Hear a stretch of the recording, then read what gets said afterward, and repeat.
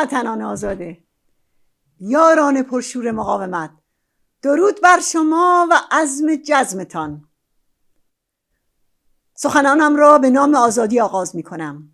گم شده 120 ساله مردم ایران، به نام شهیدان و سربدارانی که سر به پای آزادی نهادند، به نام قیام و قیام آفرینانی که قلب‌ها و عاطفه‌های مردم را در سراسر گیتی برانگیختند، به نام زنانی که پیشتاز نبرد با رژیم خمینی و خامنه‌ای اند، به نام زندانیان مقاومی که شکنجه‌ها و آزارها را تحمل می‌کنند و از مواضع خود دست بر نمی‌دارند، به نام کانون شورشی که راه و راهنمای قیام و جوانان شورشگر است، به نام مادران و پدران شهیدان و یاران دلیری که خروشیدند سر خم قدغن، و به نام شما اشرف نشانها و ایرانیان آزاده که هر لحظه با قیام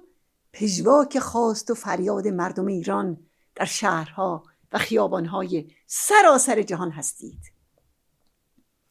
1 سال از آغاز فوران قیام ایران گذشت، قیامی که با جرقه خون ژینا امینی مهسا آتشی بر تمامیت رژیم افکند.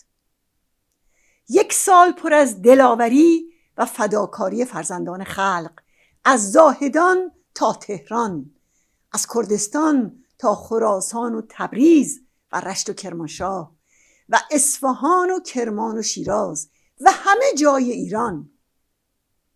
قیامی که قدرت بی انتهای مردم ایران را آشکار کرد و شگفتی ها آفرید. قیامی که هر قدر بر سرش ریختند و هر قدر سرکوبش کردند و از پیکرش خون جاری کردند، اما نه به انحراف کشیده شد و نه از عزم خود برای سرنگونی رژیم دست برداشت.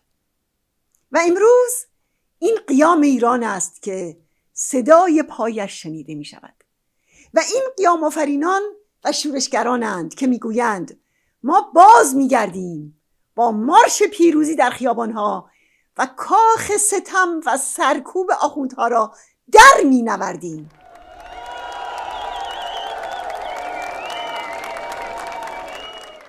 به تابلو پرشکوه قیام نگاه کنید. آن 750 شهید قهرمان، آن زندانیان دلیر که در لاکان و اوین بندهایشان در توطئه رژیم در آتش میسوخت ولی مقاومت میکردند. جمعه خونین زاهدان، آن همه چشمهای دختران و پسران ما که نابینا شد و کودکان معصومی که گلوله ها بر بدنشان نشست، آن هزاران دانشجویی که هدف حمله قرار گرفتند و از تحصیل محروم یا اخراج شدند، آن جوانان دلاور کرد که در مهاباد و جوانرود و سنندج و کامیاران تا سنگربندی خیابانها پیش رفتند و دلیران کانونهای شورشی که در تمام سال تاریکی استبداد دینی را به آتش کشیدند. خامنه‌ای و سپاه پاسداران جرارش خوب می‌دانند که قیام دیگری در راه است.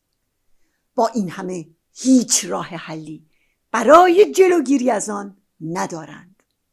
همان عوامل و انگیزه هایی که قیام 1401 را آفرید با شدت و حدت بیشتری در کار است و آمادگی اجتماعی برای خیزش بزرگ بعدی را تدارک می‌بیند.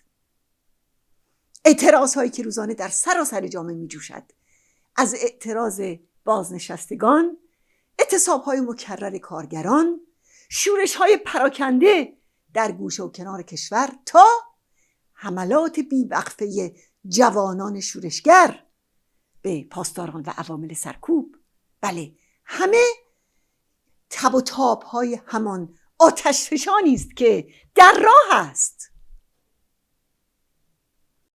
افزایش غارتگرانه قیمت‌ها، بیخانمان کردن مردم، منقبض کردن رژیم و میدان دادن هرچه بیشتر به خونخوارانی مثل جلاد 67 جنگی بیرحمانه با جامعه ایران است که انگیزه های قیام را بیشتر می کند و در عین حال رژیم گور خود را به دست خودش می کند.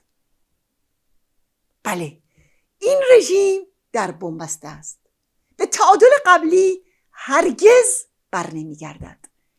با جامعه‌ای رو در روست که در آن آمادگی اجتماعی برای سرنگونی رژیم و رویارویی خصمانه نسل جوان با سپاه پاسداران نه تنها فروکش نکرده که افزایش یافته.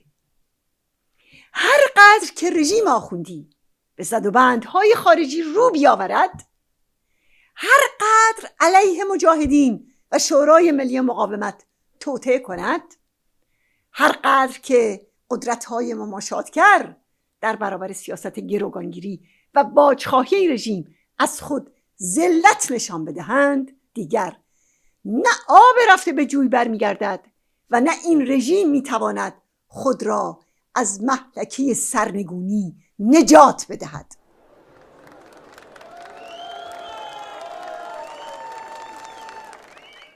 هم میهنان، قیام ایران همان گونه که حکومت خامنه‌ای را در دام معضلات بیراه حل گرفتار کرد، جنبش آزادی ایران را در شاهراه پیشروی قرار داد.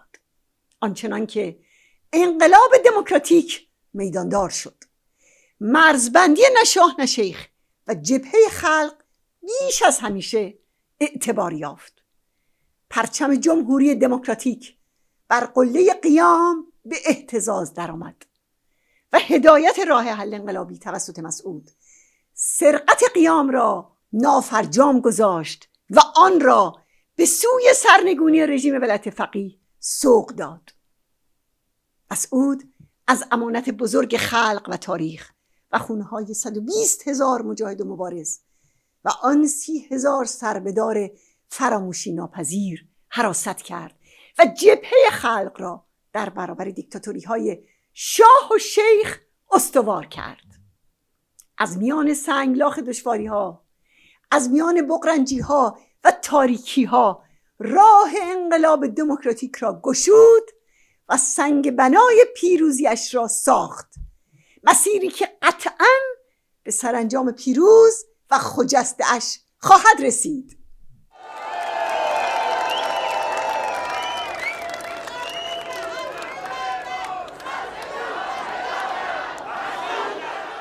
بله، چرخها به زیان رژیم و همدستانش در حرکت است و آخوندها از سرنگونی حتمی توسط ارتش قیام و ارتش بزرگ آزادی مردم ایران گریزی نخواهند داشت. انقلاب دموکراتیک مردم ایران پیروز می شود. درود بر همه شما.